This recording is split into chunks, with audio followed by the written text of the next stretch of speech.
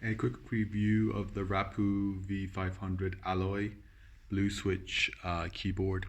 I've ordered this and actually I want to return it because it's not so much better than my MSI red switch keys for typing, and it has no backlight, unlike the older version, which is the V-Pro v500. It's the v500 alloy. No backlight, no macros. Nice blue switches, but a bit wobbly keys. So yeah, just be warned. It's about the same price as the V500, but it's actually worse, less features, the older one.